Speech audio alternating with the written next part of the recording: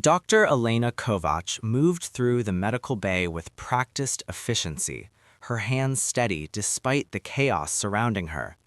The humanitarian vessel's sanctuary had become a floating hospital at the edge of contested space, where the 3-year war between humanity and the Kryn Dominion ground lives into statistics. Here, in the sterile white corridors lined with regeneration pods and surgical theaters, Elena fought a different kind of battle. "Doctor, the Kryn soldier in Bay 7 is crashing," called out Nurse Chen, her voice tight with urgency. Elena didn't run. Running caused panic, and panic killed patience. She walked swiftly, her neural interface already pulling up the patient's vitals before she reached the bay. The Kryn warrior, a massive being with chitinous armor plating and 4 powerful limbs, thrashed against the restraints. His compound eyes, usually a deep amber, had faded to a sickly yellow. Toxin shock from a human plasma weapon, 3rd-degree burns across 40% of his carapace. "Increase the detoxification drip to maximum," Elena ordered, her hands already working, "and get me 50 cc's of universal coagulant. His hemolymph pressure is dropping." The Kryn hissed, a sound like escaping steam. The translator attached to his thorax crackled. "Let me die, human. No mercy." "Not today," Elena replied, her voice gentle but firm. She injected the coagulant directly into his primary circulatory node, her fingers finding the exact pressure point she'd learned from months of treating Kryn casualties. "I don't care which flag you fight under. In this room, you're just someone who needs help." She worked for 20 minutes, her team moving around her like a synchronized dance. Slowly, the Kryn's vitals stabilized. His eyes brightened marginally, confusion replacing the resignation. In his culture, enemies left each other to die. Mercy was weakness. Yet here was a human, one of the soft-skinned plague, saving his life with the same dedication she'd shown the human pilot in Bay 3. "Why?" he rasped through the translator. Elena met his compound eyes, seeing her reflection fractured in 100 facets. "Because every life matters. That's not weakness, it's the only thing that keeps us human." She left him to the nursing staff and continued her rounds. The sanctuary operated under the Intrastellar Medical Accords, a neutral vessel that treated casualties from both sides. It was a dangerous position, trusted by neither military fully, but essential. Elena had argued for its creation before the Galactic Council herself, standing before representatives of a dozen species to establish the principle that even in war, some things remained sacred. Her neural implant chimed, a priority message from Admiral James Reardon, her husband of 15 years, currently commanding the 3rd Fleet 3 systems away. She smiled, stepping into her office to take the call privately. James's face appeared in holographic projection, his weathered features softening when he saw her. Gray touched his temples now, stress lines around his eyes that hadn't been there when the war started. "Elena, thank God. I needed to see you were all right." "I'm fine, love. Just finished a triple shift. You look exhausted." "Fleet Command is pushing for a major offensive. The Kryn have fortified the Draken system." He rubbed his face. "I keep thinking about what you said before I shipped out, about remembering what we're fighting for." "And what are we fighting for, James?" "Not this." He gestured vaguely at something off-screen. "Not endless killing. We're supposed to be fighting for the right to live, to build, to show there's a better way than the Kryn's philosophy of strength through domination." "Then don't forget that when you give orders," Elena said softly. "Every decision you make should honor that principle, even when it's hard, especially when it's hard." They talked for a few more minutes, the comfortable conversation of 2 people who'd learned to steal moments of normalcy from chaos. When the call ended, Elena felt the familiar hollow ache of separation, but also pride. James was a good man leading other good people through an impossible situation. She returned to the medical bay, unaware that in 17 hours, everything would change. The attack came without warning. The sanctuary maintained its position near the neutral station Meridian 7, a waypoint where both sides exchanged prisoners and received medical care. The Accords were supposed to protect such places. Supposed to. Elena was in surgery, reconstructing a human marine's shattered leg when the first explosion rocked the ship. Alarms shrieked, the lights flickered to emergency red. "What's happening?" she demanded, hands still in the surgical field. "Kryn warships," Lieutenant Morrison's voice came through the intercom, barely controlled panic underneath. "They're ignoring our neutral status. They're boarding Meridian 7.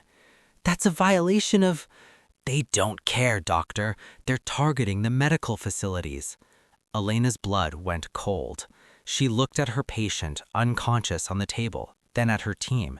"Finish this surgery. I'm going to Meridian 7. "Doctor, those are patients over there, wounded who can't evacuate. I'm not abandoning them." She grabbed an emergency medical kit and ran for the docking bay. 3 other doctors and a dozen nurses joined her, all volunteers who understood the stakes. The short-range shuttle carried them across the void toward the station, now venting atmosphere from multiple hull breaches. The scene inside Meridian 7 was carnage. Kryn shock troops moved methodically through the corridors, their plasma weapons cutting down anyone who resisted. But they weren't killing the wounded, they were hurting them, separating the Kryn casualties from the humans and other species. Elena rushed toward the critical care ward, where the most severely wounded lay helpless. She found a Kryn officer standing over a human soldier's bed, weapon raised. "Stop!" she shouted. "Under the Interstellar Medical Accords." The Kryn turned, and Elena recognized the insignia. Warlord Thexral, one of the Dominion's most brutal commanders. His carapace bore the scars of 100 battles, and his eyes held no warmth, no recognition of common ground. "The Accords," he clicked, his voice a chittering rasp, "are a human weakness we no longer honor." "Then you dishonor yourselves," Elena said, stepping between him and the wounded soldier. "This man can't fight. None of these people can. They're protected non-combatants." Fexral studied her with what might have been curiosity. "You are Dr. Elena Kovac. I know of you, the human who treats our warriors as if they matter. All life matters. An interesting philosophy." He gestured, and 2 soldiers seized Elena's arms. "One I intend to demonstrate the fatal flaw of." They dragged Elena through the station, past her colleagues who were being restrained, past the wounded who cried out in confusion and fear. The Kryn were setting up equipment in the main concourse, cameras, broadcast arrays, the infrastructure for a public transmission. Elena's stomach dropped. This wasn't just a raid, this was a statement. They forced her to her knees in front of the cameras. Warlord Thexral positioned himself beside her, his massive form dwarfing her slender frame. Around them, Kryn soldiers held her medical team at gunpoint. "We broadcast now to all human worlds," Thexral announced, his voice amplified through the system's systems. "For 3 years you have fought us with one hand while extending the other in what you call mercy. You heal our warriors so they can return to kill you. You follow rules we never agreed to, limitations we do not share." Elena kept her breathing steady, her mind racing. She could see the camera feeds reflected in a nearby monitor. This was going out live across human space, probably intercepted and rebroadcast by every news network. "This doctor," Fexral placed one clawed hand on Elena's shoulder, "represents everything weak about your species. Compassion for enemies, mercy for those who would destroy you.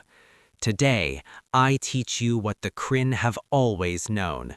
In war, there is only victory or death. Mercy is the luxury of the doomed." Elena found her voice. "You're wrong. Mercy isn't weakness. It's the refusal to let war make us into monsters. It's the thing that separates civilization from barbarism." "Brave words," Throxell clicked. Let us see if they comfort your people when they watch what happens to those who show mercy to their enemies." He drew a ceremonial blade, its edge gleaming under the harsh lights. Elena's heart hammered, but she kept her eyes on the camera. If these were her last moments, she would make them count. "James," she said, knowing he was watching somewhere, "don't let this change who we are. Don't let hate win. Remember what we're fighting for. Not revenge, but the right to stay human, to keep believing that even in the darkest times, compassion matters. That's the real battle. That's what—" The blade fell. The broadcast continued for another 30 seconds, Throxell's triumphant speech about Kryn's superiority, about the weakness of human philosophy. Then the feed cut. Aboard the flagship Indomitable, Admiral James Reardon stood frozen on the command deck. Around him, his crew sat in stunned silence, hands gripping consoles, faces pale with shock and rage. The main view screen had just shown his wife's execution, broadcast live, turned into propaganda. Someone was speaking, his XO, Commander Lisa Torres, but the words were distant, muffled as if he were underwater. The world had contracted to a single point of impossible pain. "Sir," Torres's voice finally penetrated. "Sir, I'm so sorry, James raised a hand, stopping her. He needed to think, needed to function. Elena wouldn't want him to fall apart, wouldn't want him to let grief cloud his judgment. But God, the rage! It burned through him like molten metal, searing away everything else. "Contact Fleet Command," he heard himself say, his voice surprisingly steady. "And get me the Galactic Council's emergency line." "Sir?" He turned to face his bridge crew. They were good people, and right now they looked to him for leadership, for direction in the face of an atrocity that had just redefined the war. Warlord Throxell just broadcast a war crime to the entire galaxy. He violated every accord, every treaty, every principle of civilized warfare. James's hands clenched into fists. "But we will not respond with equal barbarism. We will not become what we think we are." "Admiral, what are your orders?" Torres asked quietly. James looked at the tactical display, showing the Kryn-held systems, the military installations, the fortress worlds where Throxell and his commanders operated with impunity. "We're going to give them a choice. We're going to show them the difference between justice and revenge." He moved to the communications console, activating the fleet-wide channel. Every ship in the Third Fleet would hear this, and through them, every human in known space. "This is Admiral James Reardon. 17 minutes ago, Warlord Throxell of the Kryn Dominion executed Dr. Elena Kovac, a non-combatant medical officer, in violation of every law of war. He did this to prove that mercy is weakness, that compassion is fatal, that our humanity makes us vulnerable." James paused, his jaw tight. He's about to learn differently. "Prepare to implement Sunbreaker Protocol. Authorization Reardon Alpha 7. We move in 6 hours." Torres's eyes widened. "Sir, Sunbreaker has never been deployed. The power requirements, the collateral—" "Will be precisely controlled because, unlike Throxell, we don't murder the innocent to make a point. We don't hide behind civilians. We strike with precision, with purpose, and with the absolute certainty that what we're doing serves justice, not revenge." He opened a new channel, this one directed at the Kryn Dominion's primary communication networks. Hacking through their encryption took the Indomitable's AI core 40 seconds. "This message is for the Kryn Dominion and Warlord Throxell. You have violated the Interstellar Medical Accords. You have executed a non-combatant. You have committed an act of barbarism that cannot go unanswered." James pulled up a star chart, highlighting 3 Kryn fortress worlds, Cathara Prime, Vorash, and Dracon 7, all major military production centers, all heavily defended, all critical to the Kryn war effort. The Kryn High Command Chamber on Cathara Prime was a cathedral of dark stone and bioluminescent fungi, its vaulted ceilings carved from the planet's bedrock 3 centuries ago. Warlord Thexrol stood at its center, surrounded by holographic displays showing the human ultimatum replaying on every Kryn channel. "Evacuate," he clicked, his mandibles spreading in what passed for a Kryn smile.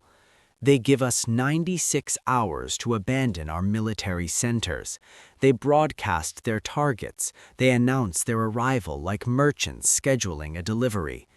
Sub-Commander Vexith, a younger warrior whose carapace still bore the bright colors of recent molting, shifted uncomfortably. "Warlord, the human admiral's tone suggests certainty. Perhaps we should consider—" "Consider what?" Thexrol whirled on him, obeying the demands of soft skins, cowering before their empty threats. They lack the will to strike civilian populations. It paralyzes them. They will see our workers in the foundries, our technicians in the shipyards, and they will hesitate. That hesitation will cost them everything. He activated a command console, broadcasting across the Dominion's military network. "I hereby decree that all Kryn citizens currently employed in military-industrial facilities are conscripted into defensive service. Any attempt to abandon posts within the designated zones will be treated as desertion. The penalty is death." The chamber fell silent. Even among the Kryn, whose culture prized strength and martial discipline, this was extreme. "Warlord," another commander spoke carefully, "you are using our own people as shields." "I am using strategic assets," Thexrol corrected coldly. "The humans will not fire on their precious innocents, and when they withdraw, when their moral weakness prevents them from following through, the entire galaxy will see that their compassion is indeed fatal. Our victory will be absolute." Vexith's compound eyes darkened with doubt, but he remained silent. In the Dominion, questioning a warlord's orders meant challenging them to ritual combat, and Thexrol had killed 17 challengers over his career. The ultimatum broadcasts continued on every channel, precise coordinates of military zones overlaid with safe evacuation routes marked in green. The human fleet was coming, and the Kryn people, caught between their own military's orders and the enemy's warning, had to choose which death to fear more. Aboard the Indomitable, Chief Engineer Yuki Tanaka stood before a holographic schematic that filled an entire cargo bay. The Sunbreaker array rotated slowly in three-dimensional space, a web of interconnected satellites and focusing arrays that represented humanity's most ambitious and terrifying engineering achievement. "Explain it to me again," Admiral Reardon said, studying the display. "In simple terms." Tanaka, a woman who'd spent 30 years turning theoretical physics into practical weapons, nodded. "Every star is a fusion reactor outputting incomprehensible energy. Sunbreaker is essentially a lens. We position 600 orbital satellites in a precise formation around the target star, each one equipped with collectors and focusing arrays." She manipulated the hologram, showing the satellites linking together. "They collect stellar radiation, mostly in the infrared and ultraviolet spectrums, and redirect it. Individually, each satellite is harmless. Together, they create a coherent beam of concentrated stellar energy, like a magnifying glass burning an ant." "Exactly, but on a planetary scale. We can focus enough energy to melt starship armor, vaporize orbital installations, or superheat industrial complexes until their molecular bonds fail. The beauty is precision. We can adjust the beam width from meters to kilometers, control the intensity, and most importantly," she emphasized, "we can turn it off instantly." Reardon studied the simulation showing a beam striking a military foundry. The structure glowed white-hot, then seemed to simply dissolve, its metals and ceramics breaking down into constituent elements. Casualties? On Cathara Prime, in the sprawling thermal foundry complex that produced 70% of the Dominion's ship armor, A young Kryn named Silix made a decision that would cost her everything. She worked the smelting lines, operating machinery that heated rare metals to thousands of degrees. It was brutal, dangerous work, but it paid well and gave her family status. She'd been proud to contribute to the Dominion's strength. Then the human broadcast came, with its clinical coordinates and polite warnings. The foundry where she worked fell squarely in the red zone, military-industrial target, subject to destruction in 81 hours. She'd intended to leave immediately, pack her savings, take her younger siblings, and head for the coastal cities marked in green as civilian safe zones. But then came Thexrol's decree, and with it the security forces. Kryn soldiers now patrolled the foundry's perimeter, not to protect the workers, but to trap them inside. 3 employees who tried to leave that first night were publicly executed in the central plaza, their bodies left as a warning. Silix watched from her station as families huddled in the break rooms, workers whispered in corners, and the countdown continued. 79 hours, 76 hours, 72 hours. "They're bluffing," her supervisor insisted. "Humans don't have the stomach for this. They'll withdraw at the last moment." But Silix had studied humans in her youth, fascinated by the strange species that valued individual life over collective strength. She'd read their literature, watched their broadcasts, learned their languages, and she knew something her supervisor didn't. Humans were most dangerous when they were precise. At 68 hours remaining, she made her move. She knew the foundry's layout better than anyone. She'd worked there for 6 years. She knew about the old maintenance tunnels, the waste disposal conduits, the emergency ventilation shafts installed decades ago and forgotten. She gathered 15 others, workers willing to risk execution for a chance at survival. They met in the deepest part of the facility, where the roar of machinery covered their voices. "If we go through the thermal exhaust system," Silix explained, sketching a crude map, "we can reach the perimeter wall on the eastern side. The patrols there are lighter. From there, it's 30 kilometers to the evacuation corridor the humans established." 30 kilometers across open terrain, one worker clicked nervously. "The drones will spot us." "Maybe," Silix acknowledged, "but staying here is certain death. The humans have never lied about their capabilities. If they say they can destroy this facility, I believe them." They went at shift change when the noise and movement were greatest. 16 Kryn crawling through maintenance tunnels barely large enough for their bodies, climbing down exhaust shafts, squeezing through gaps in the old infrastructure. They made it to the perimeter. Silix cut through the fence with industrial shears stolen from the maintenance shop. They ran. The drones spotted them within minutes. The alarm sirens wailed across the complex. Security forces mobilized, but Silix and her group had a head start.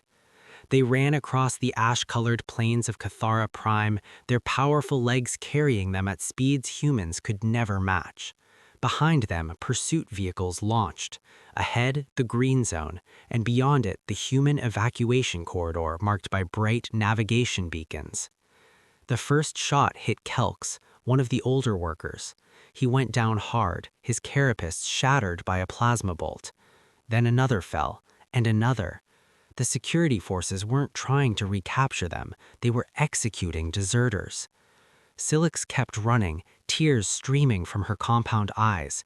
They were almost there, almost to the zone boundary marked by human reconnaissance drones hovering in the sky like mechanical angels. A plasma bolt burned past her head. She stumbled, fell, scrambled to her feet. Only 7 of them now.